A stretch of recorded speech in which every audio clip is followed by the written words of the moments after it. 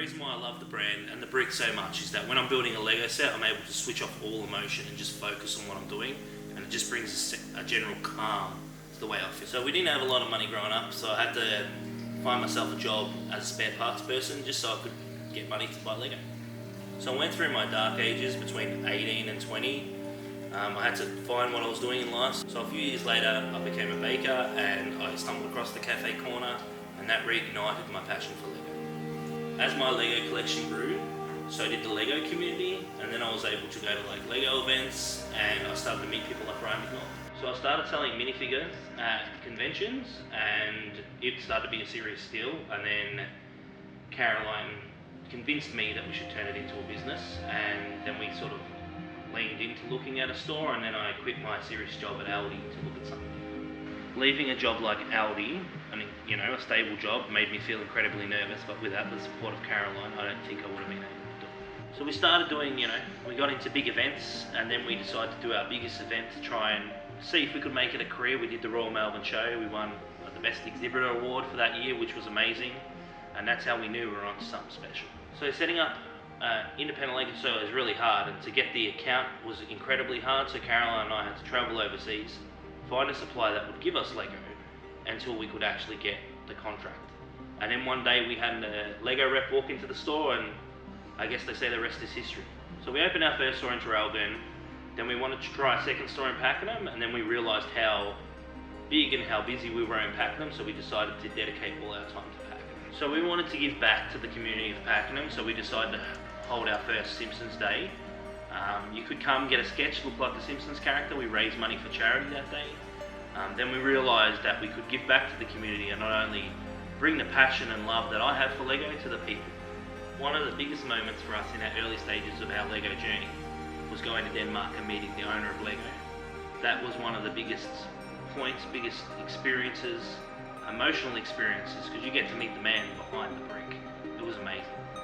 As we saw the demand for Lego in our first location in Pakenham just explode, we decided to look for a second location.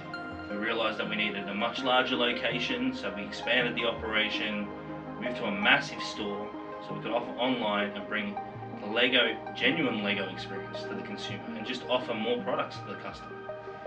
So a few years in at the second location, I decided I want to get fit, I wanted to get a bit healthier. I started running.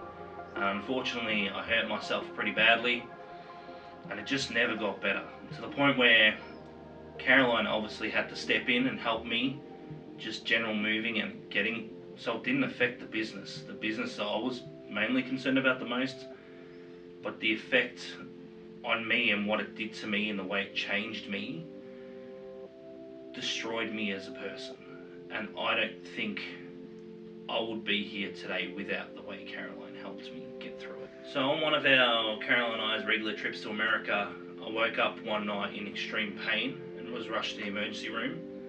The doctor in America advised me that I needed to see a rheumatologist.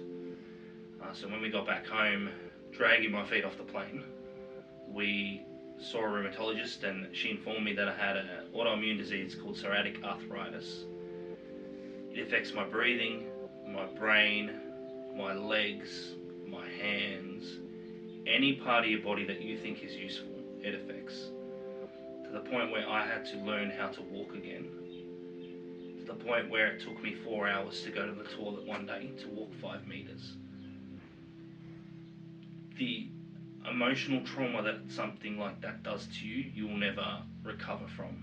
And I'm lucky enough today that I have a good support network that helped me get through it. So during the healing process, coming out of this massive traumatic event for me, Lego Masters came and it exploded. For us, it was amazing. We saw an opportunity to do a meet and greet day, do what people know us for, and bring something to the community.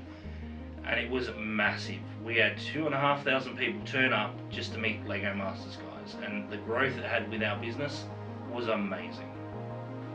In March, we saw that we had to change our business model. For me, the autoimmune disease and COVID don't mix, so we had to solely focus online, and with online we exploded, which has been amazing. We came soon to realise that COVID-19 wasn't going anywhere anytime soon, so we decided to relocate to a new location here at Hogan Court, bigger location so we can fulfill those online orders and still offer the customer experience to our new, much larger store. In the future, we're looking forward to things returning back to normal and holding more events and looking after everybody and launching our first major event since we moved the Henry and Kate's book and just really giving back to the LEGO community.